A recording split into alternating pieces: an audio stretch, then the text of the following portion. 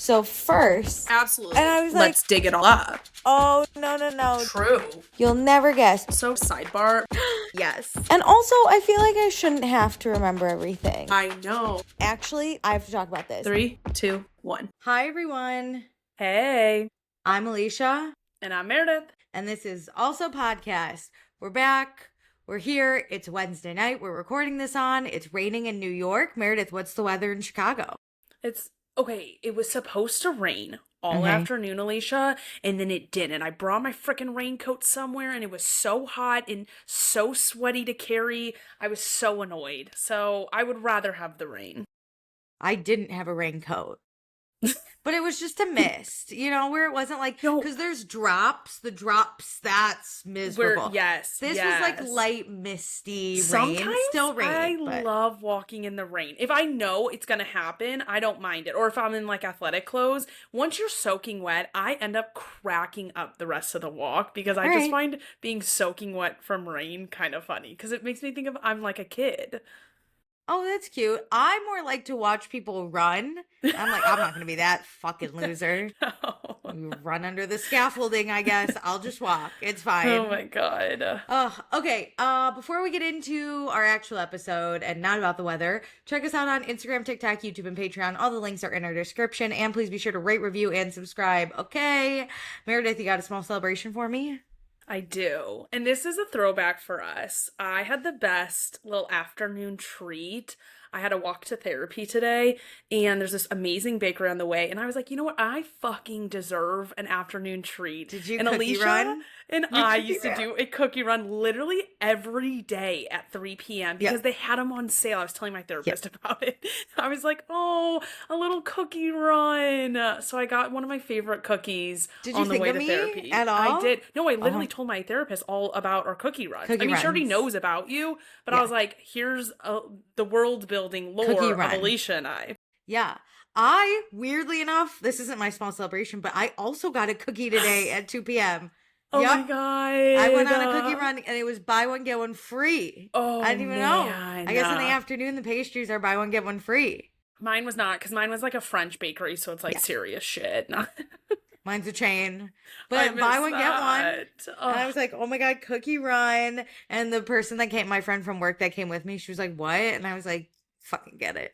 No, I told my therapist I Pavloved myself into needing an afternoon treat because we went every single day. Every single day. We were like, you would pop in the office and be like, cookie run? Cookie run? And my boss was like, whatever. And I never offered to buy him a cookie. No. And he then was Mara making more would than like me. Not always get a cookie. And it was like, rude. She was watching her figure all the time. She was eating salads every day. I remember one time because I was living at home, I would just bring leftovers from dinner because whatever my mom made, I don't like to cook. And Mara one time was like, I don't know how you can eat pasta at lunch. Like, that's so fat. I would gain so much weight. And I was like, rude, first off. Hello. Second, I love pasta. Yeah. Pasta for breakfast, lunch, and dinner. Bitch. I'm eating whatever I have. Like, what? I was 23. My metabolism was nuts, okay? Yeah. I could eat whatever the fuck I wanted. Did I fall asleep in the afternoon? Sure, and that's why we had to go on the cookie run. And then I woke up to a cookie run. That's what happened at work, okay? Jesus, I'll never forget that because I was like, huh? What are you talking about? And that's the difference. Opposite. That's why I didn't grow up with an almond mom. She was like, take pasta for dinner. I was, Alicia, when you lived at home, I was always so jealous because you guys would do those pizza Fridays. And I was like, oh yeah, I guess I'll just go fuck myself by myself. You should have come. Yeah, I should have invited. I at the time was nervous because at that moment, it was Pizza Friday plus the show Hunted, and this was before we knew how deep we would go. And for those who don't know Hunted, I think it's a UK show, and then the US did a version that my dad loved. And it was on at Fridays at like 7 because who the fuck's watching this show? And basically it was like the FBI you would sign up and then try to evade the FBI for like 30 days. Hilarious. My dad loved it. We're gonna do it one time for our one season wonders. It was so good. Like, best show. If my dad likes a show, that's when you know, because he hates TV. God. Okay, what's your small celebration outside of a cookie? I have a new morning routine, and I've only been doing it for a week and a half. Okay. It's difficult, but I'm sticking with it. I'm making myself do it. So basically, I saw it on TikTok. Please don't get your medical advice from TikTok. But I have been in depresso mode for as long as I can remember, okay? It's been a long time we've been in depresso mode. So I'm trying to get out of it. And Totally depresso mode consists of me waking up, scrolling on my phone until I absolutely have to leave for work, and then I'm probably late at work, and then I'm having a bad day. And this guy on TikTok was like, do you know why we were never sad to go to school? It's because we would wake up, get ready, and then our prize for getting ready was to sit in front of the TV. He was like, we had TV time. And he's like, and I get people watch TV while they're getting ready, but you can't do that. You just have to get ready and then have your TV time. Oh my God. And I was like, oh, you're right. I always really liked waking up. And then I was like, ooh, I have sitting down half an hour of Arthur, you know? So I've been trying it. I'm getting up earlier. And I'm putting my clothes on. I get my tea started, my water boiling, and then I make myself a cup of tea. So then I can't, because this is being an adult, if I sip the tea, I'll poop before I leave for work, which is also very important. Perfect. And then I sit, and I've been watching Love Island UK, season 11, every morning. And I think last time we talked, I was on episode 10. I am on episode 50 because I have just been waking up and I don't turn it on until I'm dressed. I haven't been putting on makeup, but I never do for work because, who am I impressing? Even though I do have 2 work crushes. Ooh. We'll circle back to that at another time. Great. But yeah, so I'm doing my morning routine. And I have to say, though it's miserable waking up early, this morning I needed sleep and I said, no, we're gonna get up, and that was bad for me. However, at you. My attitude at the end of the day is just better. I'm happier to be here. And honestly, even yesterday I was like, I'm really excited to wake up because Love Island's in a good spot right now. I love that. It makes you kind of want to get out of bed because you have something to go do and not just sitting scrolling endlessly and it's just like an abyss out there. I mean, don't get me wrong. I woke up today and I was like, I'm going to fucking die. Yeah. This is the worst thing I've ever done, but I still did it. And I'm here to tell the tale that I'm having a good time with my TV time. That's so interesting because my therapist was telling me with my morning schedule, I hate cleaning my apartment. I hate specifically in the kitchen. I hate stuff like that. Okay. So my therapist was like, you should do it before you fully wake up because then you can't tell yourself that you hate it. So it's we need to trick our minds into doing things before we wake up, and you just have to make that instantaneous decision. So before my mind's fully awake, I clean my kitchen and then I don't fully hate it because I'm so brain dead. Yeah, I think the hardest part is waking up and not immediately scrolling. Yeah. Which is a terrible thing to think about, that I struggle with that. That's a bad thing, that to the point that I'm thinking about buying an alarm clock and charging my phone away. Because I'm really good at not being on my phone before bed. I've trained myself to do that. Yeah. Waking up though, all I want to do is get online. What did I miss for 8 hours? Nothing. I know. I don't know what I'm freaking out about. Well, it's I think about this in the morning. Videos are sometimes better because they're fully curated with the comment sections and all of that stuff. When I'm going to bed, sometimes I'm the first to see a video and it doesn't hit as hard. The morning scroll does hit different. No, but I'm telling you, you can scroll once you turn on your TV time. True. And I always feel lucky living in a big city that we don't have to drive to work. So I'm always I can scroll on the bus. Yeah. Yeah. Oh, the way I despise the idea of driving to work. I gotta pay attention to something? I don't fucking think so. No, I think about how I used to drive to high school half asleep, and I'm Same. that's so scary. No, I'll one up you. As we grew up in Midwest winters, I wouldn't start my car before, and then I would just scrape the area in front of my window and be like, I hope to God nothing comes in my blind spot, which is the whole windshield. Even this worse, one little area. I didn't have a car scraper. $5. Should have just bought one. No, credit card. Literally, nice. With a gift card or a credit card would literally, get myself a little window and would hope for the best. Yeah, the worst was every morning my dad would leave before me. But he'd always be like, don't forget to start your car because I had to be responsible. Didn't do it. Why didn't my dad do that for me? No, because they're so assholes. much for being your little girl. Yeah, like, come on. Yeah, toughen us up. I took that scraper and I went 1, 2, 3. I think I could see enough, and I drove Enough for blind. 9. Sometimes I even would crack the window and be like, "Yeah, we're good." Like out of my neighborhood, I would have to do that. I would literally roll down my window so I could look left, look right to see if a car's coming. My dumbass too was on a really busy road right away, and I was like, "Who gives a fuck?" I drove 30 minutes to school, so that's it's like, oh, like. This is why, honestly, kids shouldn't drive until 18. Like, no, I don't know. I see how insurance is so expensive for high schoolers. No, truly. I was a menace. If you can't vote until you're 18, you shouldn't be able to drive. I don't know who signed us up heavy machinery. For this. That's great. I was the dumbest at 16 behind a wheel. Lucky. No accidents. Same. No accidents ever. I don't know how that happened, because looking back, I should have been in at least 12 100. Off the top of my head.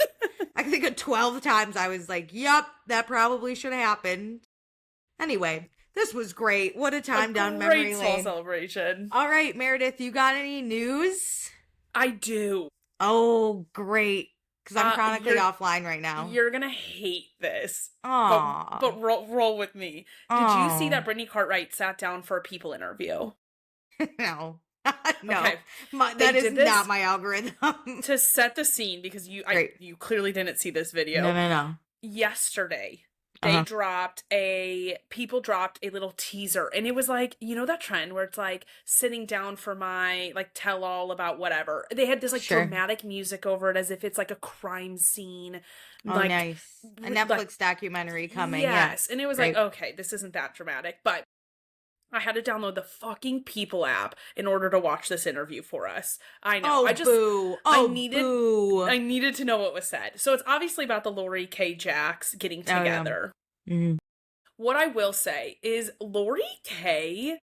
looks like a lunatic. Freak. What Single white femaling Brittany Cartwright, which like, why would you want to do that? Of all people. No offense, Brittany, but like of all, you could single white female like literally Beyonce, Rihanna, and when she's sorry, Brittany, but no. It's just like weird, because this is where I like feel for Brittany, is to have somebody you hire professionally to do this to you is crazy work, because it's basically essentially what happened to Sierra on Summer House, but with someone you chose to hire and pay, which like is a whole new level of disgrace. So Lori was still her publicist up until recently, and was like, oh yeah, log me back into your Instagram, getting all this information from Brittany. And then Jax is on their parenting app attacking her with the information Brittany was telling Lori.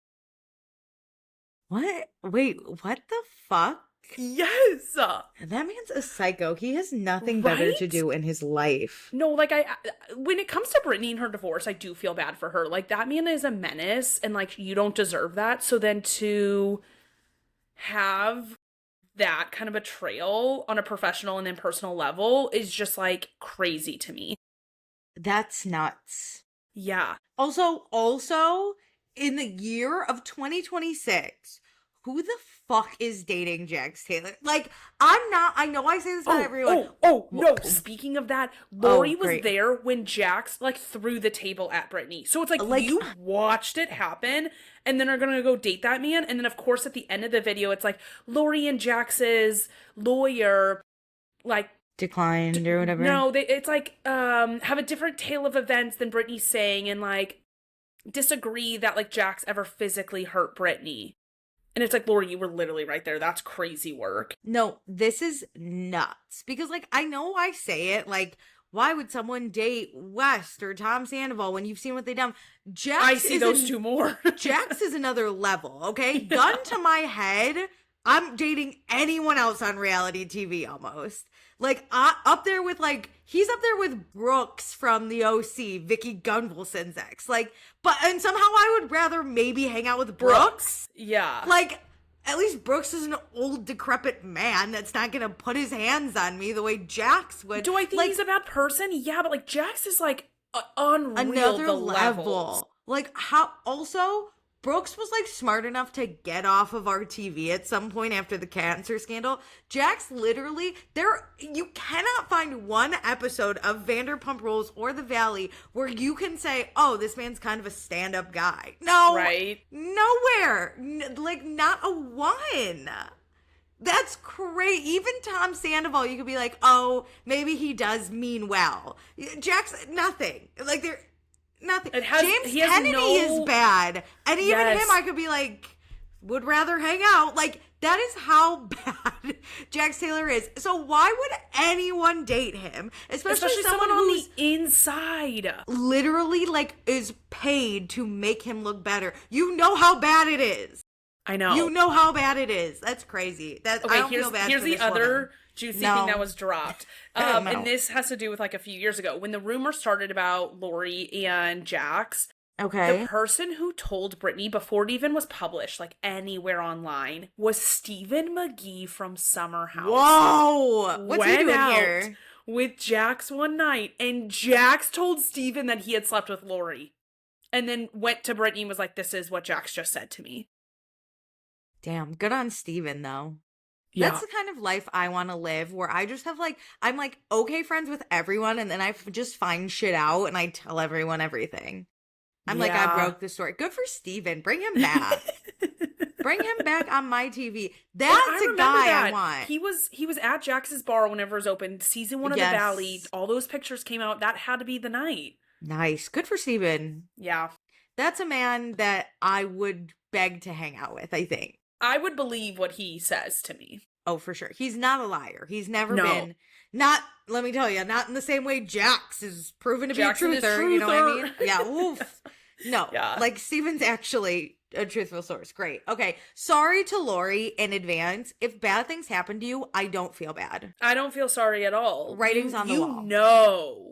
Like, we always say Brittany should have known of who Jax was, is even but not worse. to this level. This is next level. It obviously got worse in their marriage, but you kind of knew a version of him. You could have found out information. Yeah. Don't do it, Lori, Brittany. We were all like, come on. You were boots on the ground seeing his terrible behavior. Like, criminal behavior. And you're like, sign me up. Grow up, Lori. I'm pretty sure Lori is the one who released those pictures of them in Mexico. For sure. She's the publicist. Yeah. I have a question. Did Brittany say anything about Jax seeing his son?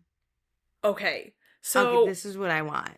Brittany had told Lori, I think Jax is seeing someone, and I'm okay with that. But I think she lives in Florida because he's always going to Florida and giving up his parenting time. So he was not seeing his son to go, and turns out it's Lori, but Jax is going to Florida a lot and Canada a lot. What's in Florida? That I don't know. But we know Jax likes Florida. Didn't he almost move there for hockey? He loves Florida. He had that social media job. He's a big Florida guy. Canada's weird. That man shouldn't be allowed across borders. You know what I mean? I wonder if he was doing those like club promotions. Like Lori and all of her clients always had like club promoter events in Canada. Lori's a big Canadian. Schwartz at him. I don't know if he is with Lori, but the Canadian clubs are paying. Nice. All right. Well, yippee-ki-yay to Florida and Canada. Enjoy. Yeah. But no, if the U.S. government is listening, you've done a lot of bad. I think you should try to prevent Jax from leaving state line or country lines. Revoke his passport potentially. Yeah. I just think it's probably for the better. If you don't want the rest of the world to hate us even more, keep Jax Taylor with it. You know what I mean? Or without. Maybe save then us. Canada becomes our enemy. We already have enough. We have enough enemies. Let's do a solid for Canada, okay? Keep him here. Why do I think if you have a large debt with child support, your passport gets revoked? I feel like that's a thing. So maybe Brittany should start filing for that. Brittany doesn't want anything to do with this guy at this point. No, I wouldn't even try to take him to court. Because they just need to get divorced. It's almost there. Get divorced, and I swear to God, just Brittany file for sole custody or whatever. I know. Revoke his parenting. Yes. Because I think if you don't show up for a certain amount of like visitation, they can just like revoke it. Do True. that. Do not let this man near cruise. I knew before it was we knew that Jax was bad, but that first episode, the way Cruz did not enjoy being around Jax, we all knew. Yeah. Jax is a scary bitch. Yep. That sounds like he's not actually that scary. He's a monster. Okay, wait, can I tell you about a Jax 2.0 that's incoming? Ooh, yeah. Eyes on the ground. Marciano got a J tattoo for Jesse. No, I saw this, threw up. Dramatic. No, I saw this and closed the app. I went, I've had enough bullshit in my life. This is crazy. First of all, Jesse, girl to girl, what are we doing? What are we doing? We spent a whole season, like, bashing this dude, okay? You were kind of a part of it, and now you're fully, like, dating him. No, Crazy. they're not even dating. I don't believe. They can suck my ass. That's the craziest thing. And two, Marciano, what are we doing? Her whole show was bashing you. And you're like, yeah, let's try again. These two were in contact the whole time. This is crazy shit. This is crazy. I've been around the block, Jesse. You're not the first reality show. Because to me, they're both fame monsters who just want the attention. So then they're addicted to that. And then they like love bomb each other. It's clout. It's just insane. Somebody said in the comments of one of the videos I saw that at least Jax Taylor stayed on one show. Marciano is like a menace all over Hulu. That, and at least Jax Taylor, like, had a relationship with Stassi for a while before he got her name tattooed. Given he did it with Carmen too, but like he was like publicly trying to claim these women at least. They're like, "Oh, we're not dating, but look, babe, I got you tattooed." Freak, whatever. My timeline is full of freaks, and this is why I don't scroll in the mornings anymore because my blood pressure gets elevated. And then I have to fucking deal with this bullshit. Also, Marciano and Jesse, FYI, people actually don't give a shit about you. I couldn't care less about the two of you, and you keep insulting my time and space. And I'm over it. That's a really good point. Is like, I know we talk about it, but I feel like I have to talk about it because it takes up space on my internet, and I'm annoyed that it fucking takes up space on my internet. No, truly. The Mormon wives are the herpes of my pop culture 100% world. How did we give them platforms? This is our fault. It's our fault. We're the worst, honestly. I can't believe we got so caught up in that world. You know what? This was the MAGA agenda. No, see what happens when MAGA gets elected. If Zoran Mamdani was in charge, this never would have happened, okay? True. We would still be watching Sesame Street.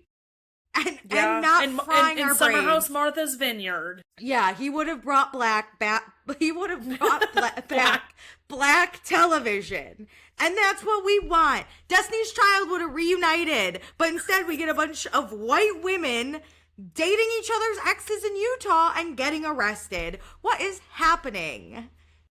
This is nuts. Like, this is honestly, I'm having a crash. I'm crashing out. I don't care. This is real. I can acknowledge the crash out. This is ridiculous. I don't care about these women. And yet I watch everything they do. Like, I'm the problem. But the thing is like, I feel like I can't avoid it. I can't. It pops up. So then if it's going to be everywhere, I might as well be educated. No, that too. And like, honestly, I at least put in 12 seasons of Jax fucking Taylor TV, okay? And I at least enjoyed myself along the way. I laughed along the way. The people that had to interact with him did not enjoy themselves. Not my problem. I don't even like the Mormon Wives show. I've never even seen the Vanderpump Villa. And I'm accosted by Alicia, Marciano and his girlfriend. It was the worst show I've ever seen, Vanderpump Villa. I don't want it. I don't want it. No. I don't want it. I tried, hated it. Ted Lasso's back. I don't have time for this. That's my news. Ted Lasso's back on our screens. Thank and not only God. that, women's sports, baby. It's women's sports. Hell yes. We're doing a women's soccer club. I am interested. I know you didn't watch Ted Lasso, but I'm really interested because how he left the show was kind of like a perfect ending. So I don't know how he comes back. Because I don't know if people know this. The premise of Ted Lasso, I'm just going to tell everyone because everyone should watch the show. It's one of the greatest shows. But do you have any more news or should we just go right into watching? No, we should have more. Do you have more news? We should No, I have no more news. You have no more news? I have no more news. I know. Let me on some WNBA news then real quick. Okay. Yeah, do that. And women's then sports, great. Yeah. Women's sports. We'll get to Ted Lasso. Okay, we all know Sophie fucking Cunningham exists, Yep. unfortunately. She's like the 80th best player in the WNBA out of 80. That's if really you ask high. me. No, I don't. How many players are there? There aren't that many players. I don't know. But like, Too high. she is not that good, okay? And No. she's like, I'm not that good. I don't get paid that much because she doesn't. And she's out here like, how can I get my bag? I'm going to be anti-trans. This bitch. And then Yep. this is my favorite. I saw an interview today. My cortisol is way too high. I saw an interview today where she's out here and they're like, hey, the interviewers are like, hey, we're going to ask you about the comments you literally said. And she's like, I don't know why people aren't focusing on basketball. Bitch, don't piss me off. You're the one to talk. You're nuts. I do hate the, like, shut up and dribble, like, comments, but, like, how can you say that to yourself when you're the one who's talking? You're out of your damn mind if you, like, truly. Anyway, and then, of course, we've both discussed this together and separately. Wes Wilson will never call her out, even though he apparently publicly stands against her, which is, like, fucking crazy. But he How do you won't have a say her podcast? name. To be honest, okay, fine. Oh, If you don't want to that talk too. about it on your podcast, fine, but say her fucking name in your little Say her videos. name. Don't be like, people have been talking. Because, Alicia, if you were saying some fucked up things and we didn't want to talk about it on this podcast, I'd be saying your name on my private account. Yeah. I'd be like, yeah. that Alicia is saying some wild-ass things. Do it on our shared podcast account. No, I would confront you on the podcast because I'd be like, you have to answer for the fucked up things you're 100%. saying, and I need people to know I don't agree 100%. with it. 100%. Luckily, if you don't agree, I don't say really bigoted, terrible things. I mostly just piss off reality TV stars, the D-list ones. So who gives a fuck, you know? Sorry, new cast of Vanderpump Rules. Ooh. Anyway. Okay, don't dig up the beef. I'll dig up the beef if I want. But anyway, so that like fucking sucks. But in positive news. Okay, good, because I'm like, can we lower your cortisol levels? No, for sure. In positive news, my New York Liberty, we're doing pretty bad. And that might not sound like good news, but Yeah, I love an underdog, okay? I think we can still climb. I think we can still climb Okay. a little bit. How much left of the season do we have? Half, basically. Okay. We have okay. time. We have Yeah, time. I love that. I'm not worried. Although I was with my friend and I was like, the Liberty are doing pretty good because they had just won a game. And she's like, they're pretty terrible. And I was like, I go to Costa Rica for 1 week and this is what fucking happens. I had no idea. And they are pretty bad. I saw the standings and I was like, yeek, you know? But it's fine. We're going to fight. Enough room to make it up is all you need. I like an underdog. I really do. It's hard for me when like last season the New York Liberty were like top of the spot and then they got beaten out by like an underdog and I was like, it gets a whoa, little that was boring. You crazy. need to I have know. some like push and pull and like wanting and yearning for the win. So not only, I mean, it's bad the Liberty aren't in first place. It's very sad. I, though, as a lover of sports, I love a comeback. I love an underdog. Now I might get that. I might get it. It's like, just give it to me, though. I don't want the disappointment. That's why my friends get really pissed, because I'm here for the love of the game. You know, like if it's the Liberty or not, I'll be like, that was a crazy game. And my friends are like, you're rooting against Liberty. I'm like, I don't care, because that was a crazy game. So that's my positive there. Now we can go to whatever we want. Oh, wait. I do have some news. Did you hear that the women's professional baseball league started? Yeah, Speaking of women's sports. And I know, I got to get into it. I think it was in Springfield, Illinois, because that was where one of the first teams from the league that was in like, Shout out my home state, Illinois. Hell yeah. And they had someone from an original I know, from like the 70s. baseball team. Yes. I think her name's Mabel. She was so cute. I'm so happy she got to see this. Yes, and I didn't know that there was a show called A League of Their Own on Prime. It got canceled, so I'm going to expeditiously watch that because I just found out about it. Yeah, I knew about it, but I thought it was the movie, which is... There are both now. I didn't know it was both. I thought it was both, but now I know. Yeah. Ooh, and I am excited. And yeah, rock out women's sports. See, this is what happens in Mom Donnie's world. I'm telling you, women's sports. Everything east of the Mississippi doing well. Those Mormon wives west of the Mississippi. Sure. Yeah, no, rough. Anyway, should we get into reading for a little bit. Yes. What have you been reading? I know you went on vacation. It's been a while since we've had like a real true also I know. episode. I know. So I'm guessing you had some insane things that you read on vacation. I don't even know the last thing I told you, but let me tell you, I have been reading my little butt off. Okay. Okay. So I read the first Maxton Hall book. Okay. It was rough at the beginning. I'm gonna say it. Yeah. Okay. It was the writing. I was like, Jesus Christ, I cannot. But you it got did text better. Me that, and I think I was like, babe, it's a rom-com dumb show book. No. It was more of like the intro of all the characters really bugged me because it was like it was like Ruby and she's like, that's my sister, and she has a blog promoting her plus sized her plus sized body, and then it was like, she's never let the hate of the world keep her down, and I was like, Jesus fuck, just say that she's confident. It was always like that. It was like, okay, I wonder if because it was a German book, if the translation is weird. It must have, because I was like reading about her sister being like, all right. It almost sounded like, when people go up to like larger bodied people and are like, I wish I had your confidence. And it's like, the fuck? The backhanded compliment. And that's what it felt like. And I was like, Ruby, this is your sister. Because I think she's like, she's destroyed many of my dad's shirts. She's like, she didn't actually say this, but it was giving like, every time she said she rips her jeans, but she still shows up with a smile. I was like, Jesus fuck, my God. Remind me not to be friends with Ruby. She can never find anything that fits her well, so she makes it. She makes her own because she is that large. Like, it was crazy. And you're right. I forgot about that. It was that. And it was like, what's her best friend's name? Not Lori, but something like that. It doesn't matter. Lynn. She'd be like, yeah, Lynn's my best friend. Although she's lucky I went up to her when she was crying in the bathroom, or we would have never spoken. And everyone hates her because her dad committed a crime. But you know what? I guess we're friends, but she might not be my real friend because we're school friends. And I was like, fuck, dude. Like, I forgot about that because when I go back and reread sections, I obviously don't go to the beginning. It's when she's introducing everyone in her life, and I'm like, my God. I'm like, whoa, sideswipe him with a bus, why don't you? Thank God got better. And weirdly enough, James's portion wasn't like that, which that's how it's supposed to be. But in these teen books, all the characters kind of sound the same when they're thinking. But he was very different. He's like, my dad's a fucking evil bitch. And I'm like, oh, okay, that I can get behind. But anyway, it was very true to the TV show, may I say. They did really well. Very true. Very true.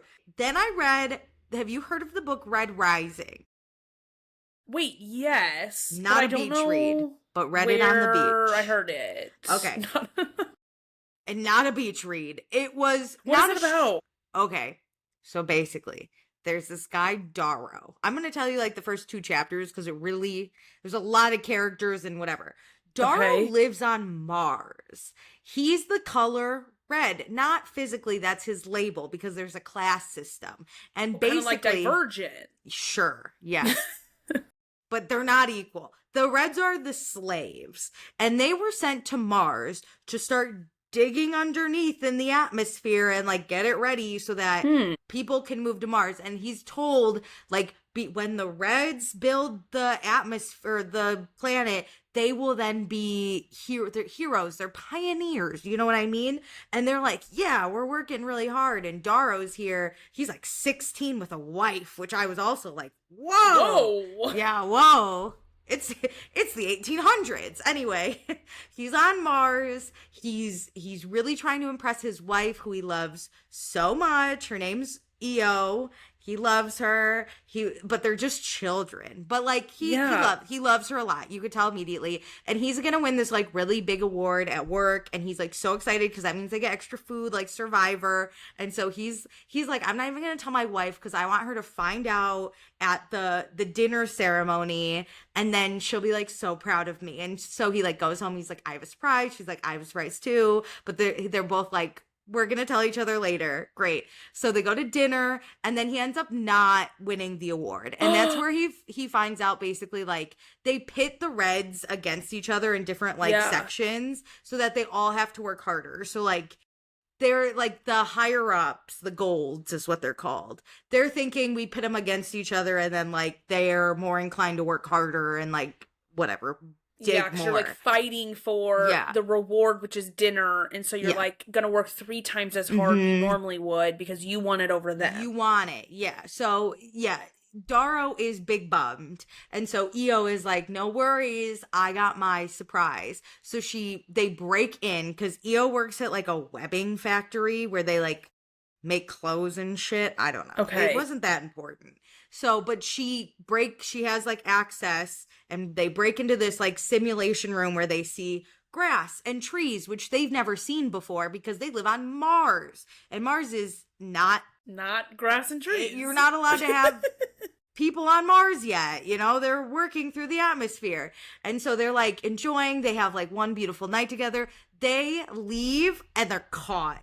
And basically it's like time for punishment. So publicly they're each going to get 20 lashings or 24 lashings or something. So he goes first. He gets absolutely lashed. It's also in front of the Archbishop, that's not it, but the gold head honcho of Mars. The government leaders. Yeah, he's here to fucking watch these Reds get what's coming for him, right? So Darrow gets his punishment, and then his wife's Io is up, and she looks at Darrow and she's like, fight for more. And then she sings this song of rebellion that they are like not allowed to sing. And then the gold guy, the head honcho, he's like, kill her. And so they kill her. And Darrow is distraught. He is so fucking angry. Here's the best part. Apparently, oh my god, that's not what I thought was gonna happen. Holy shit. I was sad about Io. She seemed like cool.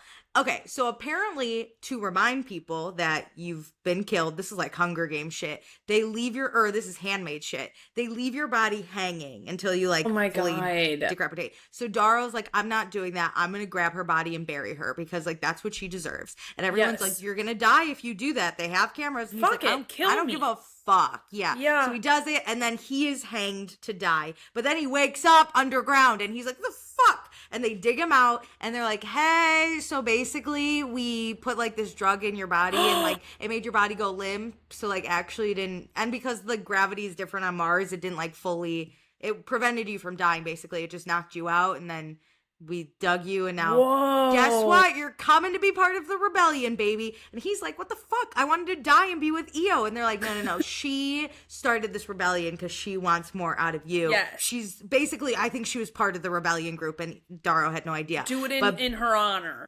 Yeah, so then basically Darrow has to go to the institution. But first he's made into a gold. They have to like redo his whole body because golds are hot, it sounds like. Okay. The head people. Oh, also Mars already inhabited by humans. Interesting. There's like a full city. They're just making these Reds do slave labor. So Darrow's also pissed because he's like, what the fuck? I thought we were like pioneers. And they're like, you're a slave. But now the Reds don't know the Reds that have no this idea. Whole society there's a already whole living city. there. Basically like flying cars and shit. And they're like digging underground. They haven't seen the sun in forever. So basically, they're like, hey, Darrow, we're going to transform your whole body, make you learn a bunch of shit. You're going to go to the Institute, and you're going to infiltrate the golds. So that's what he has to do. Whoa. Yeah, crazy. It was great. Not a beach read. What's the book again? Red Rising. It's the first of 5. It's wow. Crazy. So I'm on the second one now. I think 4 of them are for sure. Okay. The 5th one's iffy. But, yeah. So I read that. I'm on the second one now. It's crazy. Let me tell you. That. Okay, I might buy that, actually. There's a million characters. I don't know which way's up half the time. And then I have to learn this class system because they're like, oh, over there are the Greys. I'm like, the fuck are the Greys? And then they all have weird, crazy names. Like Darrow's only the beginning. Yeah, it was crazy. But yeah, so I was telling my boss because my boss recommended it. And I was like, I can't keep these names straight. And he's like, it's fine. There's so many names. And he's like, there's so many deaths. You don't even need to learn all of them. I was like, whoa. Jesus, fuck. Okay. There are a lot of deaths. Okay. Yeah. Well, but yeah, Red Rising. Give it a try. I like it. Okay. That really intrigued me. Okay. So then I did read a beach read called Next Time Will Be Ours. Okay. Or Our Turn. Sorry. Next Time Will Be Our Turn. Very good. Very good. I'm not Like gonna 5 spoil stars it. good? 5 stars. I loved it. It made me cry. Basically, at first we have 2 narrators. So first, it's this girl. She's about 16 years old. She's, I think, Chinese American. Okay. That sounds right. And no, she's just Chinese. I thought it was we were in America. We weren't. Oh, okay. Or Taiwan or something. Sorry, I don't remember which one. I can look. She's in a different country, not in America. She's definitely Asian of some sort. Anyway, Chinese. Okay.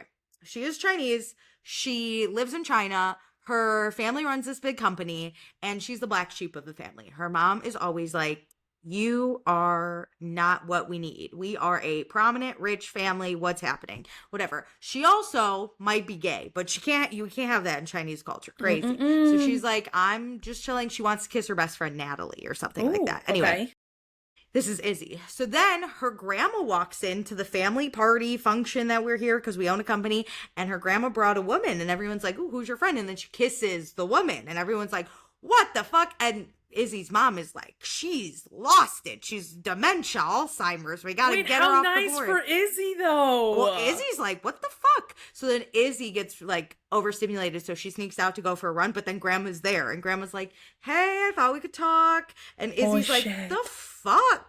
Why didn't you tell me what's going on? And Grandma's like, let me tell you. So then Grandma takes us back to when she was a child, and she basically like went to school in California and met, or like she met a woman. I cannot tell you that, but she met a woman, and then that's how she was like figuring out her sexuality. And like her sister was there, and like the relationship with her sister and her parents, and like it's a very beautiful story. And at the end, I cried. Does it jump between the 2 times of like the grandma telling the story and being in the past, and then like in present day, or is it just a lot of mainly it all in the past? Mostly is in the past, but they do like breaks where Izzy will be like, what the fuck, Grandma? Reacts Grandma's like, to it. You know, I thought you would know. And she's like, why would you think I would know? And like stuff like that. And Grandma's like, it's okay if you're gay. Let me tell you. And like then they talk some more. Yeah. It's very cute. It's like very like a coming of age. Cute.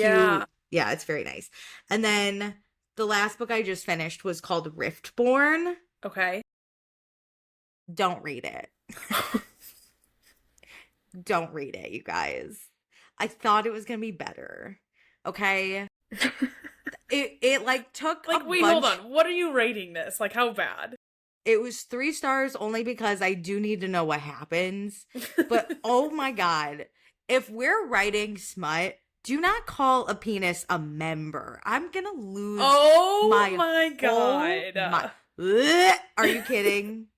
Are you out of your mind? Let me give you a little synopsis about this one, because I'm not going into detail. This girl, Fia, right? She's a Riftborn, which her country, city, I don't know, was destroyed by the She. That's where now she lives. So basically, the Riftborn were owned by the She, or like the country. They were in charge. And then the Riftborn tried to rebel, and the She killed everyone except the children.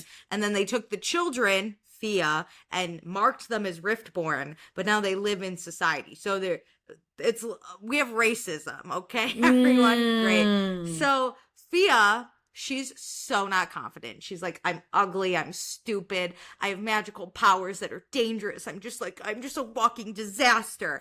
And then she almost kills 2 people, and she's caught by the general. These people almost do something bad.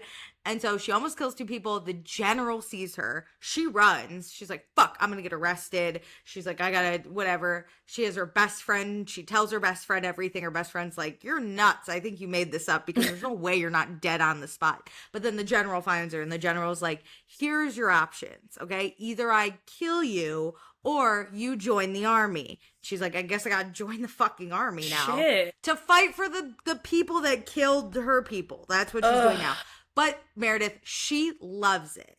She's like, I am gonna get control over my terrible gift, and I'm gonna fall in love. She already immediately loves this general, which that pisses me off, because Him and his people killed your people. Come on. That is like, put up a little fight. You can't just automatically be in love. A lot of the times the enemies to lovers need a slow simmer. You know what I mean? No, this bullshit was like immediate. They didn't talk about anything. She was just like, he's hot. No, because I like in an enemies to lover where you're like mad at yourself that you kind of have, like, you can feel it within your body more that you like them versus your mind, and you're mad at yourself that your body's reacting. Like, that's what I love.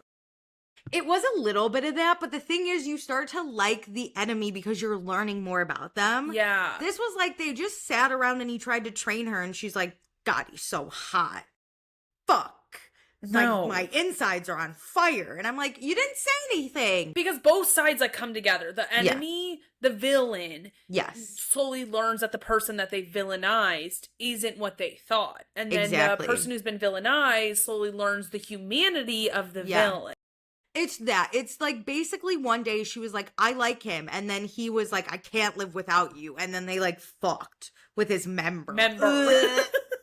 Anyway, that's basically what happens, is there's these wraiths that are going to take over or whatever. So now we got to learn to fight them. But he's like, you have to stick by me because I got to save you. And then the wraiths attack. But here's where I got intrigued again was, oh, wait, I got to tell you what else I hated. The general has an ex who's also in his army.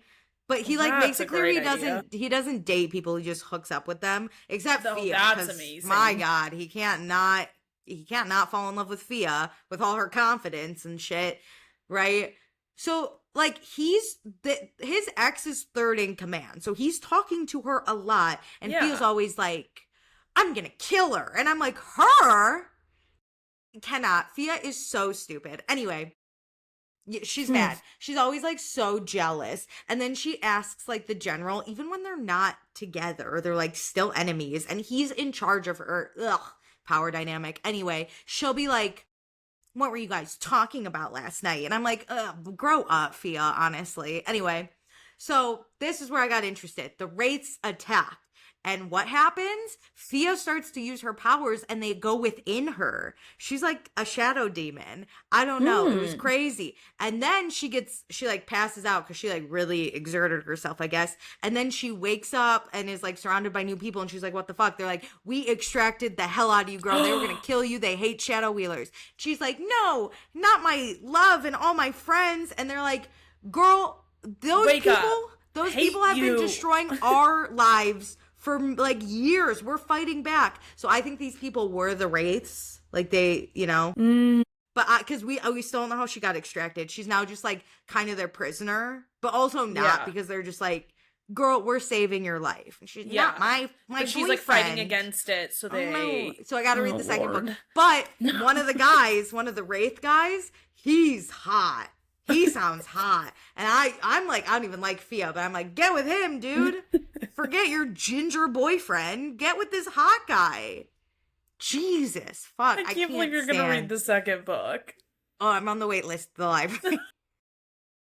But here's the other thing. There's a side story that I'm really into. So the best friend, her magical power is she's like really good at seamstressing and like building designs, which is kind of cool. But she's happy to be alive. She's happy to be here. She seems like a great person. But you know how I told you there's like racism happening against the Riftborn? Okay, there's this really terrible guy. I forget his name. Doesn't matter. But he like hates the Riftborn. And he has like a friend who's not as open about it, but is like, you know, his friend. But then the main racist, I don't know what else to call him. Racist works. He says something terrible and he gets kicked out of their unit. So he's demoted. But the friend is still there. And the friend's basically like, I'm sorry he did that. I just like... I've known him since we were kids, and I didn't think he used to be like that, and obviously, like, he grew up and became that, and, like, I'm just trying to survive a day, and Fia's like, no, fuck you. But then he meets the best friend, and he's like, they kind of hit it off, and Fia's like, best friend, you better fucking not, and she's like, whatever, Fia, suck my dick. But then they go to this party where they're all showing off their magical powers. Doesn't matter. But a big fireball almost takes out the best friend, but who saves her? This guy. And Fia is still like, you can't get near him. And I'm like, fuck you, Fia. More of a fight for this random guy than the general. No, literally. The general literally blackmailed you into joining his army. Can we talk about it? No, because she's in love with him and his member. No, but I was proud of the best friend. It was member. The best friend was basically like, Fia, I'm going to do whatever the fuck I want. Hell yeah. Get lost. Hell yeah. Why are you gonna be with some terrible guy, but I can't be with a semi-terrible guy? In her defense, I don't think, like, the general's a terrible guy. I just get bad vibes immediately. He's a general! That's true. His position makes him terrible. Yes. For most of it, you don't think he's, like, that terrible, but then you find out he's actually fighting against these other people who save her. Well, Come on. Of course. He's in the army. And let me tell you, I knew it. I got bad vibes from this guy immediately. And she's like, oh, he's so hot. No, he's not. It doesn't matter how hot he is. He can still be a bad person. And he has a giant scar on his eye. And I think the other hot guy that I like, the shadow guy, gave it to him. And that I'm going to love that if that's true. That's just a guess. Because, like, he's like, a wraith gave it to me. And I'm like, ugh, whatever. Nerd. Can't even take out flying dust. You know what I mean? That's what a wraith is. Anyway, fun. Great. Very fun. Great Let's get into watching. Let's get into watching. Do you want to go back to Ted Lasso? Oh, let me just tell people what it's about really quick. Yeah. Because I think people don't know. But Ted Lasso, it's about this guy named Ted. Right? And he's going through a divorce. And he just doesn't know what to do. And he gets hired to coach football/soccer in England. And so he takes it because we find out his wife had asked for space. So he's like, I'll give you an ocean, baby. Let me just move to London. He's sad. But his best friend moves with him as the assistant coach. And everyone thinks it's just like this dumb American teaching or like coaching football, which it is. But he's so fucking likable, you guys. No, he's so positive. Oh, you cannot bring him down, you know what I mean? And I just love him. But the way it ended, the way the series, spoiler, but you should still watch it because it makes me cry every time, even though I know what's happening, is at the end, they like finally win after 3 seasons. And it's like, oh my God, yay. And Ted's like, I'm going to go back because I miss my son, because he also has a son who's living in Kansas. So he's like, I'm missing a lot of my son's life. I'm going to go back.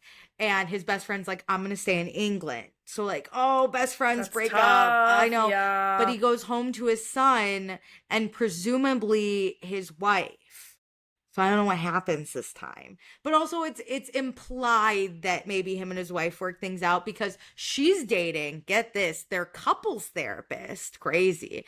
And so Ted's like really fucked up about that. Sad. That's rough. But during the last game, he's like, the couple or the therapist is like very fucking annoying. And even the mom starts to get like annoyed. So when Ted gets home, his wife is like in the doorway. And you think like maybe. But if he's going back to England, that means they divorced. Wait, so he went back to America, coaches a women's soccer game or no, soccer he's going team, back right? to England. No, but in this last season. No, the last like 5 minutes is him going back to America for his son, and he coaches his son's soccer team. Oh. And the new season is him in England coaching a women's. Oh, okay. Yeah. I thought he went back to America and coached a women's soccer team there. Okay. That's why I'm like, I don't know what happens with the wife. Like, they put a nice bow on it. Yeah. Like, he went home. His wife is at the football game or the soccer game that he's coaching. His son, like, I don't know where we go from here. Interesting. Maybe his whole family. Maybe his son's older and is like, I want to go. Let's move to England. Maybe they're like, the Trump administration sucks. Let's move to England. We live in Kansas. Let's get out. But yeah, everyone go watch Ted Lasso. Now we can talk about fun things. What's up? Do you want to talk about House of Stassi or Below Deck Med? Let's just get House of Stassi out of the way. Okay, I'm going to let you let it rip because you said you only watched half the season. It's a very hard show to watch. And that's saying a lot. What specifically don't you like? Because I am seeing a lot of discourse about a lot of different things. I hate to say this. I don't like Stassi, which I think is the hard part. Yeah. And it's not that, like, she's unlikable. It's just that there's been 0 growth since Vanderpump Rules. Yeah. Which is hard because she wasn't exactly like the most likable character, but we saw through it because like that was the show. Everyone kind of sucked on Vanderpump Rules. Yeah. And also we were like, they were in their 20s to early 30s, like throughout the whole course of the show. And we're like a little younger. So I think like we could be like, oh my God, we were in the same time. Like it was funny. I agree with you. Like, the ensemble of Vanderpump Rules, there were a lot of bad characters. So by comparison, it's like Stassi didn't look as bad. Whereas this Stassi cast, kept them in place.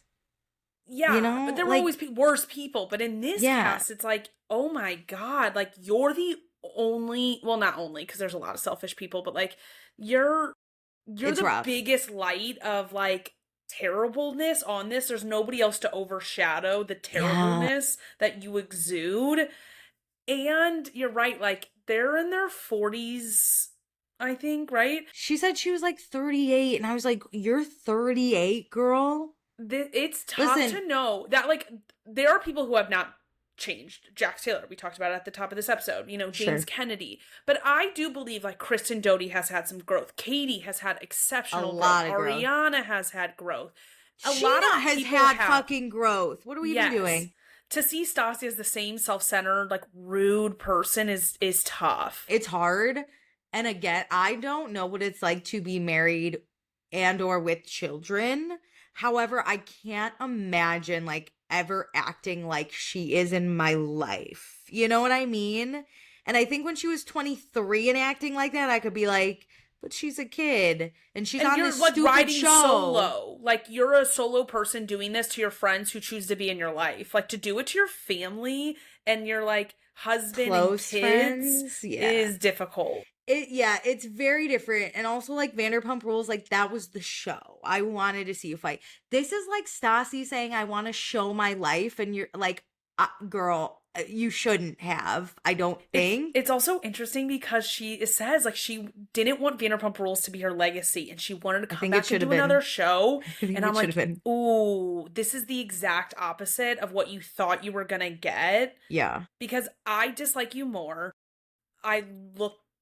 You just look so much worse, and I think you're ruining your public image. Because prior to her joining this show, I never thought about how selfish she is, how rude she is. Like, I loved her OOTDs, and she must have grown, you know. Yeah, but like the side of social media, like you get a very edited, curated version of her that like is the aesthetic that people enjoyed on Vanderpump Rules. Yeah. Whereas this reality TV show, you're getting so much more, and it's not good. It's rough. I mean, yeah, it's rough watching her try to communicate with Beau. Yeah. Because I get it. He wants to go back to work. He's doing a lot of the housework. Like, that is scary to change dynamics around. Mm-hmm. However, if anyone, my partner, my friend, my family, anyone was like, I'm unhappy with my life, and like, if we can change our dynamic, it can help me a lot, I would be like, yeah, then let's work on that together. Like, it's scary for all of us, but we can find a way. It seemed like Stassi was so like, no. Like, unwilling to even talk about it. Yeah. Besides being like, well, this is how it's going to make me feel. And then she was like demeaning about it. Like, I'll pay you whatever you want to not go do that. It's like, it's not about the money. It's not about He's that. He's telling you how unhappy he is. And you can't even hold space for that, let alone conceptualize him actually going to make himself happy. And like, watching her when they fight, she does not let him get a word in, to the point that Taylor one time had to be like, dude, you have to listen to him. And Beau's like, I'm gonna go sleep on the couch. And I was like, yeah, dude, I'm fucking leave. At this, like, you're not getting anywhere. It's so unproductive. Yeah. Like, there's no understanding or like communication. And I understand we're on reality TV, but I think to an extent, you and your partner maybe need to like, at least for the cameras, apologize and be like, it's fine, it's cool. Like, Ariana and Tom Sandoval, as much as I think they hid a good amount of their relationship from the cameras, you can't be mad to an extent to be like, we're not going to argue about these really personal things on camera. Yeah. Sometimes. Like, yeah. And they did give us a lot, right? Like, they weren't spending time together. That was a big thing. But I think there can be little or even if you're arguing, just be like, we're not going to take it to the next level. Yes. On TV. Because it is uncomfortable for like us as viewers to I know. It's like hard to watch her feed the beast just so she can have a reality TV show. It's not Yeah. like this randomly came out and so it's like in the moment we're actively fighting about Hmm. this. She like is forcing all this stuff out Yeah. because she's like a producer. And while I do enjoy people somewhat self-producing and understanding this is a reality TV show, we got to hit our beats, we got to do all of It's this. not It's like likable. she is like clawing it out of Hmm. people's like interpersonal lives and forcing it to the front when they don't want that. Yeah, I'll blow up everyone's life, including my own, for the views, is what it's like kind of Yeah, giving. it's so weird to That watch. if I have to hear her pity story about like being canceled one more time, I'm gonna. That You were never canceled, girl. Are you fucking no, kidding? for 5 minutes you were. You were never really that canceled because you still got your brand deals. People still wanted to work with you. Wrote two Everyone more books forgot. after being You wrote canceled. books. You had a podcast. You went on tour. You got another TV show. Lisa pulled you back up from your bootstraps. Like, you were never canceled. And also, there's no like accountability of like, she never said like, I did a terrible thing and I deserve to get consequences. She's like, I got canceled and that was like really hard for me. She says she deserved it in the opening package, but then you can tell by the vibes of She her. doesn't care. Every time she brings up being canceled, she centers herself and how difficult that was for her and her friends and her family to deal with and how people stuck by her through it. And while yes, like if you make a big mistake and your friends stick by you and it's a difficult time public image wise, I understand that that is a sliver of what happens when people do get canceled. But to center that and make that the biggest story of it is wild. Also, no, it's wild. And also, like, it got me thinking, like, isn't it crazy that Faith almost came out more canceled? Because I haven't heard from Faith. And she got a lot of racist, terrible comments. Yeah. Right? It just felt like they kept bringing it up so then nobody could look at them and say, you're ignoring this, or like, you're a bad person, or you're racist. Because she's like, I said I'm racist, so like, I can move on now. Yeah, instead it was like, yeah, she's like, I did it. I said it. I've acknowledged it. It was really hard for me. Everyone feel bad. It was Stop really hard canceling for me was for the terrible things I crazy. do. Yeah. I'm like, girl, if you think that's gonna make me like you better. I Even know. Katie had a better kind of like, she's like, Stassi did go through that hard time and like she deserved it. And Katie says like, I think she did self-reflection, but that's all you can do. Katie's like, when you say something like that, you have to sit with it and you have to learn. And even though I didn't take it even as she was sticking up for Stassi, I think she was saying like, this is what you're supposed to do. And she's like, maybe Stassi did do that, fine. But she's like, that's what you need to do as a society. You need to figure it out. And I was like, yes. Even Katie had like a better idea to be like, hey, things happen to you, but Stassi's not the victim. Like Katie came across and said that in a weird way. Yes. Katie's comments were very neutral in that like this happened. This is like how you handle it. And every time Stassi mentioned it, it just felt like she was the victim of being canceled. For sure. Like that was a really low point in my life. Yeah, I bet it was. But can you imagine having the cops called on you? Can you imagine all the other, and they didn't address anything else except for the Faith like phone call to the cops. Yeah, like she has done other things that have come out and like have been talked about. Like she literally posted a photo that said Nazi chic when she went to Paris once. Like gross. Also, girl, what you did to Faith was terrible. That was a terrible fucking thing for you to do. You could at least be a little remorseful. How damaging that she can't. She's a white woman. Faith's life and how much more damaging it could have been. Like in the extreme format of it. Like I don't think she understands that. I think she has learned to police herself to not say or do things that upset the public because she doesn't want the repercussions of it, not because it's a bad thing to do. You know what it's giving? It's giving almost, and I almost don't want to make this comparison because I think the person I'm about to compare her to is a way better person than her. But you know how Chelsea Handler kind of has the idea of like, she's going to say whatever the fuck she wants and like the public's going to be okay with it because she's going to stand by it. I think that's what Stassi's trying to do with like her chest out and be like, I'm going to own everything I say. But Chelsea Handler's not like a racist or a bigot and she doesn't do those things. She's just like insulting. Like she'll just be like, she's being look ugly. Yeah. Stassi like wants to have that aura, but then she says like, you look ugly and you're not see. I'm gonna call the cops she does on you. crazy things that you're like, you cannot. There's a line that you cannot cross. Yeah. Like, and even like racist stuff aside, the way she treats people in her own circle let's get into is crazy. Let's get into the characters. She literally thinks she's above people. And like, okay, I do understand in a world, like, there is a hierarchical sense of, you know, when you employ people or you make more money, like, it just kind of embeds itself into society. Sure. But you think that you can treat and say and do anything to those people because you pay them. And like, no, like, you get to ask them to do things for you because you pay them. You don't get to shit on them and tell them they're beneath you because you pay them. I mean, Katie's comment where like Stassi only hangs out with people on her payroll. I laughed. I was like, Katie, the best part was Katie said, add me to your payroll, then we can hang out. Right? Yeah. She said, you want to hang out, pay me. And it wasn't so funny. It wasn't a diss to like all those people. It's like it was like saying it was a diss to Stassi. It's like you can only interact with people who you put on your payroll. And then everybody took it as such an ego dig. And I was like, and you're telling me that you realize that Stassi won't hang out with you if she doesn't pay you.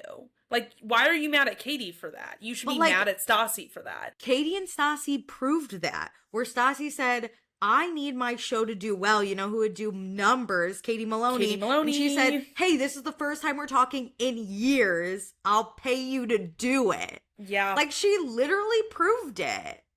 And Katie said, fine then. I'll take your money. Which was hilarious because Christina Kelly tried to be like, well, why are you here? And I was like, to get paid, bitch. It was clear. It was very clear why Katie is here. The best part is, Stassi can't even shit on Katie that hard because Katie's doing you a favor. I love that. Not only are you paying her, but you're kind of at her mercy. You know you need her. And Stassi says that in the interview, but it is so obvious. And when this show goes down, if Katie weren't there, this would be a mess. Katie's the best part. In that first episode when they go back to, which I liked this. I liked how they kind of produced it. The producing was good, I think. I think it has a fresh take on reality TV. It gets a little too meta in it, but I like the structure of it. I think it's so funny that they're like, we need to reference the test shoot because like those problems still exist in our world. And I think that's so funny. They like have to rewind, but you can tell in that little test shoot that like, it's just, there isn't enough star power here. Enter Katie Maloney. Oh, Katie's so good. She says like 10 words and I'm like, yeah, that's my girl. Because it's she her also energy. She doesn't give a fuck. Like, you want to talk confidence? Katie Maloney shed that bum of an ex-husband and gained aura. You know what I mean? Yeah, she cut her bob and she said, I'm here to fuck everything up. From the looks, from the way she walks into a room, the side eyes she gives, the commentary she gives. Shakes in her boots when Katie enters a room and has to be like, why didn't you call me? Also, Christina Kelly, this is why I can acknowledge that having a child is so difficult. Yeah. I swear to God, though, it's my fault. We're not friends. You had a child. You didn't call me. And I loved Katie being like, okay, you had a kid. I was going through a divorce. Yeah. It's not all about you because you have a child. Other people go through shit. Yeah. Okay? And I get it. Your shit, way more time than probably mine, but it doesn't mean mine's not as taxing. It's crazy because we just talked about this on In This City, and like this is the reverse, and this is the version where it's like your child is not the center of my universe. Your child can be the center of your universe, and I can't get mad at you for that. But you can't be mad at me because I don't give a shit that Joe Schmo is walking around this earth now. What was that? It was Christina was like, well, of course I didn't call you. I have a child. And Katie's like, okay, well, I didn't call you either. It's a two-way street. What are we doing? That is like, why is Christina Kelly mad for giving the same energy that Katie's giving? That's not fair. And also, this is not the version of Christina Kelly I ever remember on Vanderpump Rules. What is going on? Christina Kelly is boring. She's like, somewhat agree. I chose to leave. Girl, good. You weren't really on the show, so what? Good. You were the sidekick. You were Stassi's friend. Like, that's the thing. I think maybe we got too much of her. You know? Like, we always had 4 scenes over an entire season of Vanderpump Rules where she was just kind of shady to some other servers or random people. An episode. Yeah, she's a 30-second bitch. Yeah, for sure. But like and she leaves every time there's an argument, which is also, she's like, I could be putting my kid to bed. Okay, then why are you here? No, truly, why are doing? you here? This is a staycation. Why aren't you spending the night? Like, I thought that was the whole point. This isn't even your show. That's the other thing, is if like Lindsay Hubbard said that, we built a show around her. Christina Kelly, no one's here for you. No one's here for you. I forgot half the time you were on this cast, and then you'd like pop up midway through, and I'd be like, they'd be like, don't walk into that room. What? That's where the drama is. That's actually where she should be going. And she should know that. I'm unsure how I feel about Taylor and her wife. Which one? Because they're both Are they both named Taylor? Yes. Oh, that's gonna fuck me up. They made up a nickname Teddy for the pregnant Taylor. Taylor. Oh, that's it. Yeah. Okay. That's why I was like, no, they weren't. Yeah. Okay. I'm unsure how I feel about both Taylors. Taylor and Teddy. I don't know. I think Taylor, the friend, she knows we're being produced. She's producing, you know what I mean? She's like, I gotta do this. Yeah. However, weird that, like, I get it. You love work. She does not want to have a child. No. Her poor wife is going to be doing this by herself. She does not want this kid. She said that she plans on being a dad, and I weirdly actually love her, like, weaponizing that as a woman, but then I'm like, no, but you have a wife who has to be the wife. Like, you're not doing this to a man, a straight man, you know? Like that. No, that doesn't make you cool. Like, what? It's not cute. It's like not cute. She made a comment. She's like, what if I have to babysit the kid? And I was like, here's the thing. I love using men's mentalities against men. Then it's not cute if you're taking us down. I was like, okay, haha, women in men's fields. But then I was like, wait, but you're still doing this to a woman. This is not women in STEM. This is still women in the kitchen, and you need to stop. Yeah. You need to stop. I didn't like that whole thing. I felt bad for Teddy. I was like, Teddy, no. Because then Taylor's like, oh, I have to stay for this show we've been fighting for. And Teddy's like, I'm about to burst. Please come home to me. Two and things Taylor's with like, that no. is like, if you're so obsessed with this show, you have to move to LA anyway. So why aren't you just having the baby in LA? If it is that important to you and your family because it funds your family, fine. Sure. Have the baby in LA. I don't get why you wouldn't have the baby in LA. But instead your wife is going back to the East Coast and you're like, I might miss the birth of my baby, and if not, I'm going to miss the last 2 months with my wife before we have a baby. And she's like kind of mad at her wife for getting pregnant when, forgive me, but like, when you're gay, you have to force a pregnancy a little bit more than just a freak accident. This wasn't a raw dog, okay? No. You paid for this. I think. You had to structure this. I'm assuming she didn't just fuck a man and get pregnant. I'm assuming they had to pay for this. So, like, you knew. And also, you're saying ultimately that this show is more important than your wife and child. Which is gross. I would shame a man for that. Like, that's disgusting. Because then we have Stassi and Taylor are like that. And I'm like, you guys know, this isn't cute. Like, I get it, be a boss-ass bitch, but not at the expense of the people around you. And that's why men fucking suck, because they do it at the expense of their fucking wives. This was a tough watch for me, because, like, a lot of times when I was growing up, this is how I felt about my mom. Like, work was the number one priority, and so watching Stassi know this, too. Like, identify that she was doing it was really hard for me to, like, swallow, because, like, I'm the kid who grows up from this. Is like, I know that, like, my mom would rather be at work than my soccer games and stuff like that. Like, that was very prominent and said out loud in my life. So then when Stassi said it, I know you didn't finish it, but in the end, Stassi says it is really tough for her to be around her kids. I was like, oh my God, that's on camera. Like, that is so sad that you have said that out loud. It is tough for you to, like, handle and be around your kids. It makes me so sad for them. I just watched an episode where she was like, my kids like Bo better and I'm okay with that. And I was like, yo. And I get it. Kids are gonna have, like, growing up, I honestly probably did like my mom better because she was just home more. Yeah. But I think it's like and I'm not trying to, like, shame moms for, like, going to work. I think you can do that healthily, because my dad made it clear from the beginning that he would rather be around his family than at work. But he had to work to provide for the family. 100%. Like, we knew that day in and day out. He would get home every day and be like, I'm so happy to be home. I'm so happy to be home. I want to spend time with you guys when I'm here.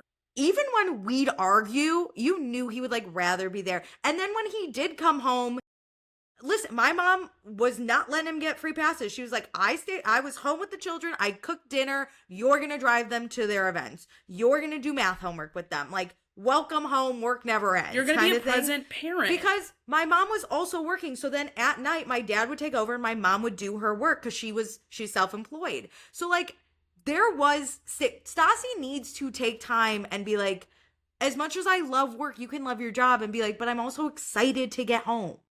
It doesn't feel like she wants to be around her kids. And I'm totally fine if she has a busy work life, is the boss babe, and doesn't get that much time with them. But don't tell your kids. But it's like when you're with them, you should love it. Maybe not love it, because like there are going to be hard days. But be excited. But, like, you should want to spend quality time with them. And that didn't shine through. And she has editing power of this show. So I'm like, ooh. For me, it honestly might be more than like, you can hate going home, but don't let your kids know that. You know what I mean? Yes. To all your friends. I hate my family. Yeah, go to all your friends, for men and women, and be like, God, I fucking hate these kids. For sure. Vent about it. For sure. Don't go then on TV and be like, fuck my kids, I'd rather be doing anything else. And it's like, damn. And men too, because men give that off. And it's just like, damn, dude. What are you fucking doing? You want to be a mother, but you don't want to be a mom, or whatever we call it. You want to be a parent, but you don't want to. Yes. You wanted kids, but you don't want to be a mom. You don't want to be a parent. And this is why I really want to get to a place in society where it is so okay to not have children, because the people who have children because of society and don't want to be a father or a mother harm children. Yeah. But I think this is like harming the idea of women even like being the breadwinner in a way, because she's openly like hating her home life. And I don't think you need one or the other. I think you can sometimes really enjoy your job and sometimes wish you were at home, and vice versa. Like that's I think majority of boss women can find the healthy balance. I think this is a Stassi issue or a like specific people issue. And then like Taylor too, I was just like, Jesus, these women are, and thank God for Katie being like, y'all look miserable, I don't want kids. Yeah. Oh, I was like, representation matters. Because honestly, I think I might be a mom that's like, representation matters. Because I might be a mom that's like, I hate my job, but I'd rather be doing that. And that would fuck me up to like, if my kids knew that. No, it's better to just not be a mom. In my life right now that there are a million things I'd rather do than be a parent. And that is my signal for like, you should not have kids, because I think you should want it so bad. Again, there will be hard days. There will be days you don't want to do it, or there is a thing you want to do more than parenting. And that's okay on a day-to-day basis to have a few things. But on the grand scale, you should want to be a parent. Don't tell your kids. Representation matters. Just be Katie Maloney. Be a Katie, not a Stassi. Be a Katie Maloney, It's okay to be a Katie, not a Stassi. It's okay. It's okay to not want kids. Yeah. As Katie just fucking told us. It's okay. Yeah, it was a very tough watch, and I think it was a mistake for Stassi to do this. She's dating that cute little shorty that I love so much. That's your king? Also, I'm glad he like barely spoke. Good for him. He was a star. You know what? That's what men should do. See, representation matters. Men, take notes. Shut the fuck up. And you'll get a bad bitch like Katie. Only talk to me, okay? I'm the bad bitch. Yep. You only have permission. Speak when spoken to. That's a man. That's a man. I loved whenever Katie was talking to Christina Kelly, and he was like, I know she's gonna be upset. Like, I just like want to be here, like when she's done. Give her a hug. And he did. And then when they were at Thanksgiving, she was like, "What's up, my short king?" And he laughed at her like she hung the moon. And I was like, "That's right. She can say anything to him, and he would hang on those words." True. Tom Schwartz would have debated killing himself if someone called him short. He would have lost it. Can you believe Katie Maloney? Oh, you know, this was great. And then we saw Katie's mom, who was also subjected to this madness. And Stassi's relationship with her mom drove me nuts. Lunatic. For sure. Poor Nikolai, dude. No, I'm not. No, really? He's an adult now. And the fact that he rage texts Stassi when Stassi and her mom get into a fight, gross. Gross. How old is he? Is he an adult? He's like 22, 23. I know he's older than 21. Yeah. Shut the fuck up. Yeah. Really? I thought he was 16. No, he's an adult. So no, I'm not going to give that man a pass. That is gross behavior. Because me and my siblings, my whole family, we love to fight. But you know what we're not going to do? Is I'm not going to tell my sibling that they're in the wrong when they're fighting against my parents. Because I'm like, no, my parents are always in the wrong. I thought he was 12 still. What? That's crazy. My parents love to gaslight my sister into always being in the wrong. And granted, she has a lot she's wrong for, but I'm like, she's not automatically wrong just because she's speaking. Oh, crazy. So like, I feel like that's what happens with Nikolai and Stassi is like, he's, no matter what she says or does, he's like, you're in the wrong for fighting with mom. Okay. Gross behavior. I think it just made me sad when they were both like, yeah, we don't have a relationship. And Stassi was like, I'm way older. I don't even know him. And I was like, oh, I thought you guys like, you used to love this kid. Like you... Also, she would go on and be like, he's my best friend. This is a judgmental thing, and I have to just say it out loud because it's the fact. I didn't fully realize all of those siblings had different dads. I had no idea. It makes sense. They all look differently, but Stassi does have one brother who she shares a dad with. Oh, okay. And a mom, he's not on the show. The mom? The mom and dad, they share. Mom and dad. Okay. Great. What do you think of Georgie? That's Stassi's sister, right? Yeah. We'll get to Beau's sister later. I loved watching it. She's so in the wrong for helping with nothing, but I find it so funny. She's like, yeah, give me $2,000. I'm going to live with you. And then she's like, I'm not doing shit. Okay. But also, if I moved in with my sister and she expected me to do childcare, I'd be like, listen. I think it should be asked, but you should not be shocked when people ask you to help. I get it. I would be in the wrong. I just wouldn't want to do the childcare. No, but I get it. Thank you for letting me live here. I get it. I don't even live with my sister, and she thinks I'm her 24/7 nanny. Maybe instead you could expect me to do the dishes. Why does it jump to childcare? Okay, I think she does absolutely nothing. So the fact that she does nothing around that house is the bad thing. But I agree. I agree. They do automatically assume childcare. I'm someone who I am such a giver, when I'm around my sister, so, that's why I'm no, an hour is nothing. I'm about to go spend 3 days watching 4 of my sister's kids. You also love your nieces and nephews, though. I don't think Georgie likes them very much. Really good point. Which, then, sure. These poor kids, why don't people No one loves them. Except the nanny. Thank God for her. No, but... yeah, so that was nuts. However, Georgie fascinates me. I don't know what her game plan is. No, but I'm not mad at her. You know, in the same way, Alicia, I can't be mad. Who is paying for that apartment? Stassi, right? That's the other thing is Stassi, I get it, but you are also at fault for not setting boundaries. Because listen, 1000% agree. If my sister needed help, you can move in with me. That's fine. But I'm immediately setting what I expect out of you because this is now a shared space. And 2, if my sister said, can you pay for my apartment as badly as I want her out of my space? No. Pay for your apartment. I just paid for your wedding and your divorce. I'm going to pay for your apartment now too? No. Welcome to my house. This is what I expect. Yep.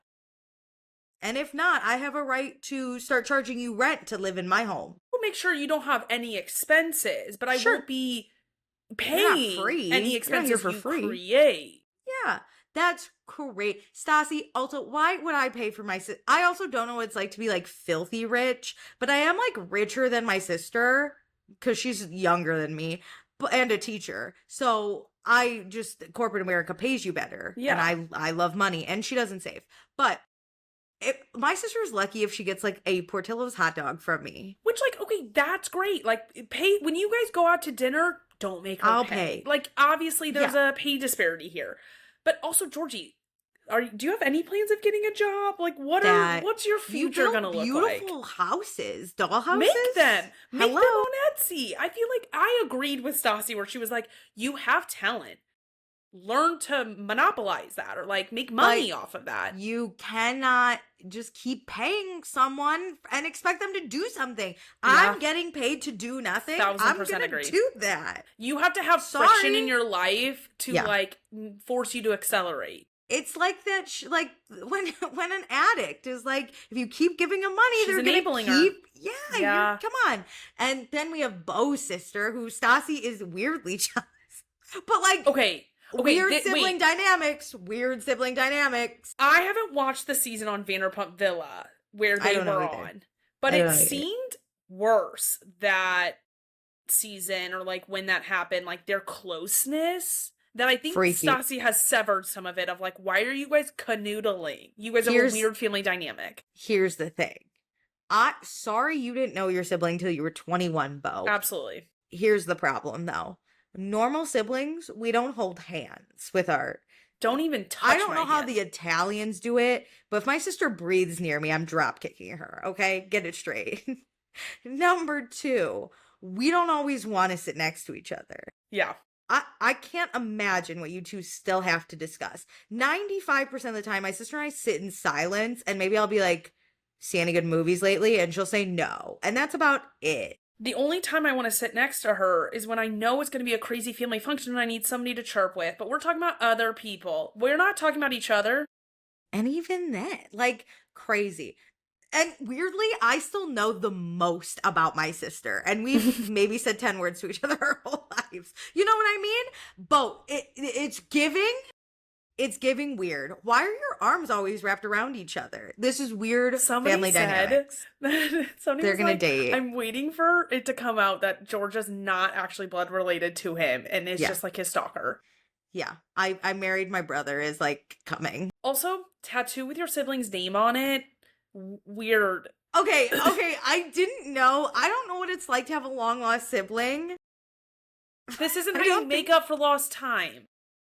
I mean, my sister got a tattoo to honor my brother, but, like, she's known him a long time. Stop with the she's known him a while. It's like they just met and they're, like, matching tattoos. Okay, and then he met her at 21, and he is close to 50. So you have been in each other's life enough that, like, what are we making up for? A tattoo is crazy. And then Stassi being like, so get my name tattooed. And I was like, that's also not the answer. But I get it. I get your sentiment. I appreciate that challenge. I'm like, this is weird. And you wouldn't do this for me? Bo goes, that's the kiss of death. And I go, I'm sorry, you've already have 2 children with it. The kiss of death, you own property. The kiss of death is when you're, like, not yet together. I mean, I agree. It's weird getting, it's bad luck to get a tattoo of your significant other. But it's fucking weird to get your sister's name, so you've already made it weird. So you might as well just make it doubly weird. If you've been married and have multiple children and properties with a person, at this point, just get their name tattooed. Because guess what? If you get divorced... why is that a commitment? If you do get divorced, the divorce is going to be way messier than getting tattoo removal. Yeah. You know what I mean? And also, for some reason, I'm way more likely to argue with my siblings than my partner for some reason. So, like, one argument with my sister, I could see myself being like, well, I'm going to get this removed. But it's like, okay, if you wanted to get a tattoo to honor your sister and your relationship, get, like, an icon. Because then when Stassi wants an icon, it's not that fucking crazy. That's the thing, is, like, don't get their name. That'd be like a weird. Fucking Italian flag. My sister got, this is so stupid, my sister got... It's like a nice honor. She got 3 birds for like the 3 of us. Yeah. My brother is deathly afraid of birds, and I am a little bit too. But the idea is nice. It'd be weird if she said, I got all of our names. I'd be like, what the frick are you doing? Get the birds. You know what I mean? At least now you look at the birds, and no one knows she could lie and be like, I just liked the 3 birds. I'm a bird person. That's the thing. So you guys never speak again. Like, it's not as weird to be like, oh, I have to look at Alicia's name on my arm every day. I could talk about the weird sibling dynamics of these two all night. Like, they are such freaks, and then dude. Georgia and Georgie hate each other, but somehow they move in together. Them sharing one bed. No, in that giant home. You're gonna tell me? No, it's not that giant. It is not as big as it looks or seems. There are only 3 real bedrooms: Stassi and Bo, and then Hartford's and Messer's. And then downstairs is like a man cave vibes, all this stuff. And they put in, I think, another bedroom, but it's not a real bedroom. And that's where the sisters sleep. There are no other rooms. Can I just sleep on the couch? I'll be out before sunrise. You know what? This is the only reason I understand maybe Stassi paying for an apartment. Because, like, we have no room at the inn. But now Georgia is moving into Georgie's apartment. And I'm like, but y'all now is the time where you could stay there. Like, Georgia should have stayed in the house. Also, the Italian woman being like, we have to open the doors and like hit the dead dust. And I was like, that was girl. actually so funny to me because I was like, this is where I'm like learning about Georgia as a character, and this is giving me character energy, and like, what is going on right now? Oh, I was dying. This show is a mess. It's like not very good, but no, the dynamics are really interesting. Also, Bo has that friend that like maybe is gonna fuck Georgie. No, has fucked Georgie. Let's be so fucking for real. Also, wait, who was shaming Katie? Oh, Christina Kelly was like, Katie wanted to hook up with him. And I was like, I'm just trying to be in Mexico. And I was like, who the fuck cares? Italy. Yeah. Who the fuck cares, dude? Let her get laid. She's divorced. No, right? That's the thing. Not like, ugly. God forbid I go to a wedding weekend and like want to bang the best man when I'm one of the kind of bridesmaids. And God forbid I tell my friend about it, being like, should I go to his room? What do you think? I'd be like, hell yeah. Rude. No, Christina Kelly's kind of a bad friend. And then we haven't even talked about, because I don't care. This is the only thing we're watching. Yes. I do not care. We'll talk Below Deck Med next week. Stassi is obsessed with Sheena, dude. The amount of time Sheena came up, and like normally, like, and this is told Sheena's you dream. On Vanderpump Villa, the last season that filmed right before House of Stassi filmed, they brought up Sheena, and that one made more sense because Sheena's book had just come out. Yeah, here's the thing, right? Normally it'd be like, oh, Sheena catching strays. I don't think, like, this made Stassi look looking crazy. For her. Stassi was catching strays when it came to the book, and like, of course, they're going to kiki about it. That was actually point blank range, but like deserved. They make it a point to bring Sheena up. The only time that it made sense and it was like a drive or like a catching strays was when it came to Katie's birthday. That's the only time that it kind of made sense to bring her up. Even that though made Stassi look so bad because she's like, Katie, how could you expect me to be your friend at your dinner party when Sheena's there? And I was like, Sheena has that much of effect on you that you won't go to your best friend's birthday? Yeah. Because Sheena's there? And I feel like the context was missing that. I feel like they were still filming Vanderpump Rules and Katie and Sheena were on somewhat okay terms. And Ariana and Katie got close, and Sheena and Ariana were good friends for a very long time. And yeah, it was just like, yes, you got fired from the show. This is who Katie Howard has to film with now. Yeah. Sheena's still in her life. Sheena like rules Katie or Stassi's life so much that Stassi cannot go to the birthday. No, because Stassi just wanted there. A fucking excuse not to go. Because Stassi wouldn't go to her emo night in this actual season. It just shows that, like, if it's not Stassi's idea, she wants nothing to do with it. And that's what I was like, oh, you have no growth. You want everybody's life to revolve around you, and you won't even give them a fourth of what you give. Or what you expect. The fact that Katie was even like, I really want you to go. That's and Stassi's like, no. She said it like to her and was like, please just make an effort. Like, this is what we talked about. I would really love if you still came. Can't. Yeah. Terrible friend. That's all crazy. around terrible. But yeah, there was that. And then Sheena got brought up again. And I was like, why are we? Oh, by the Mormon Wives by Jesse. And she was like, Sheena wants to be on Secret Lives of Mormon Wives because once upon a time, Brock was Mormon. And then cut to Stassi's interview and she's like, I cannot get away from Sheena. And I was like, dude, if this was my show, you would have to claw from my dead body my enemy's name. This is crazy that you're openly like, I am still harboring Sheena's thing. Like, Sheena literally doesn't think about it. You're centering Sheena. You're bringing her up. You're making her relevant in your life. It made me like Sheena more. No, I agree. Especially the Mormon wife thing, because I was like, Jesse, you're such a flip-flopper. You were such a clout chaser. Ass. Like when your first season came out, you're with her all the time. Sheena was boots on the ground for the Marciano affair, and it doesn't seem like she said anything. And this is what you're gonna do back? I just don't get it. No, Jesse's crazy, dude, but she's a clout chaser. She's dating that guy. Yeah, she's a total clout chaser. And then Alex Earl was on the first episode, and I was like, fucking, I can't. I know. Hulu needs to calm down a Hulu little. is obsessed with their crossovers, and it's not natural. And now I like want to make a video about this on TikTok because it's been like on my mind for a while of like Bravo naturally has crossovers behind the scenes, and that's what's fun is knowing these like people met because they're on Bravo together, and maybe they'll pop in for an episode or a moment, but like we knew they were friends prior, whereas it feels like Hulu forces these people together. Yeah. And they know they're going to cross over at the like Hulu Get Real event. And it's like, okay, that's work. But then like, why is Jessie on your show? It's because she's kissing your ass because you hosted the Mormon Wives reunion because Hulu requires everything to stay in the universe. It's like, it was so, hilarious. Sheena really came out on top with Katie there. The two of them had the best season. You're not wrong. I feel bad for Beau. If I was Beau's like mom, I'd be like, dude, it doesn't seem great.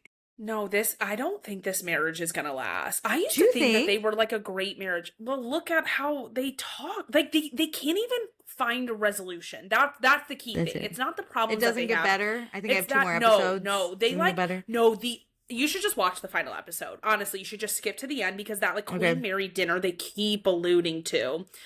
It ends with Stassi screaming at Beau, even though Beau isn't the one who brought up the topic of their marriage. And Stassi's livid at him. Like, how dare you? You're eating this up. Stassi's acting like Beau's Amanda Batula, like who sent the dogs after Stassi and is like giddy at the convo, which is not what happens. I have another question really quick. Do Beau and Katie ever talk their issues? Because Beau really dislikes Katie Maloney. No. Did you watch the emo night where they like had fun together? I just got to the part where Katie's like, please come to my emo night. And Stassi's like, no. Beau goes to emo night and has a great time with Katie. And then like, they're fine. I wish they had talked because that was interesting that I'm like, oh, a husband hates like a friend that's coming back in.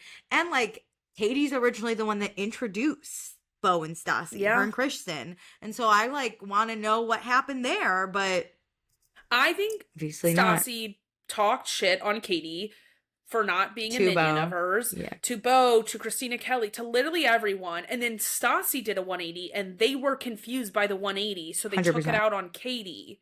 But like Stassi's the one who changed things up. But Katie guess didn't who's change. A fucking star, okay? Katie Maloney. And this is coming from someone who the first few seasons I did not really vibe with Katie Maloney. But let me tell you, once she lost that dud of a husband, man, did she just become so hot.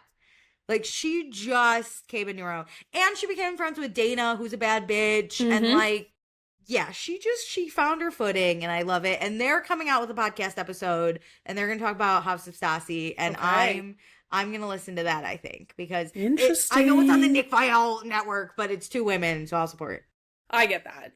As long as they do not go on Nick Viall, because I will not listen to that. I don't think they really do. And I wonder how long their contract is with him. But my worry is that he owns the like IP.